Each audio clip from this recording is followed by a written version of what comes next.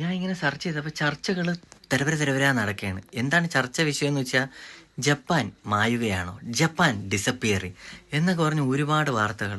അപ്പം ഞാനതിൻ്റെ ആഴത്തിൽ ഇറങ്ങി ചെന്നപ്പോഴാണ് അറിയാൻ കഴിഞ്ഞത്, ജപ്പാനിലെ വിവാഹം കഴിക്കുന്ന എണ്ണം കുറയുകയാണ്, ജപ്പാനിലെ കുഞ്ഞുങ്ങളുണ്ടാവുന്ന എണ്ണം കുറയുകയാണ്. മൈ ഗോഡ്, വിഷമമുണ്ട്.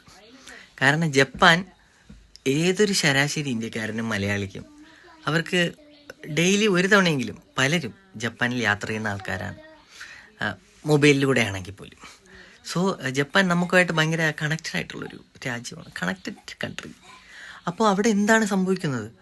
അപ്പോൾ അവിടുത്തെ പോപ്പുലേഷൻ കൂട്ടിക്കാനും കല്യാണം കഴിപ്പിക്കാനും വേണ്ടി ഗവൺമെൻറ് തന്നെ ഫ്രീ ഡേറ്റിംഗ് ആപ്പ് വരെ കൊടുക്കുകയാണ്. ഫ്രീ, നീക്കൊന്ന് പോ, കാണ്, മിണ്ട്, കെട്ട്, കുഞ്ഞുണ്ടാക്കൂ എന്ന് ഗവൺമെൻറ് ഇത്രയും സപ്പോർട്ട് കൊടുക്കുന്ന ഒരു ഗവൺമെൻറ് ഇവിടെ ഇന്ത്യയിലൊക്കെ നടക്കൂ? ഇവിടെ കെട്ടല്ലേ, പോ പോ എന്നാണ് പറയുന്നത്. എന്നാൽ ജപ്പാൻ നിങ്ങൾക്ക് ഡേറ്റിംഗ് ആപ്പ് തരാം, നിങ്ങൾ ആരെങ്കിലും ഡേറ്റ് ചെയ്യൂ, കിട്ടൂ എന്നൊക്കെ പറഞ്ഞാണ് സപ്പോർട്ട് കൊടുക്കണം.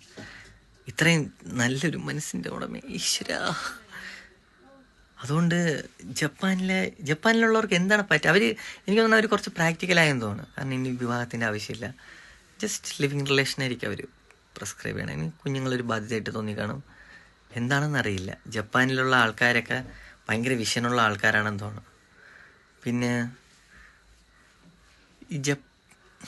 എനിക്കറിയില്ല ജപ്പാനിൽ എന്താണ് സംഭവിക്കുന്നത്. പിന്നെ ഇതിന് ഇന്ത്യയിൽ എന്ത് പ്രസക്തി എന്ന് ചോദിച്ചാൽ, ജപ്പാനുണ്ടെങ്കിൽ ജപ്പാനിൽ ഇതിവിടെ ഉള്ളൂ.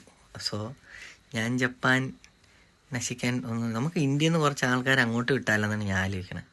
അല്ലാതെ എന്ത് പറയാനാണ്? ജപ്പാൻ നല്ലൊരു രാജ്യമാണ്, നല്ല. ഇനി അവിടുത്തെ ഫാദർ ഇൻ ലോ ആണ് ഇതിനൊക്കെ കാരണം എന്ന് പറഞ്ഞാൽ, ജപ്പാനിൽ കല്യാണം കഴിക്കാൻ ബുദ്ധിമുട്ട് അവിടുത്തെ ഫാദർ ഇൻ ലോ ആണെന്ന്. കാരണം എനിക്ക് അങ്ങനെ ഒരു ഡൗട്ടുണ്ട്.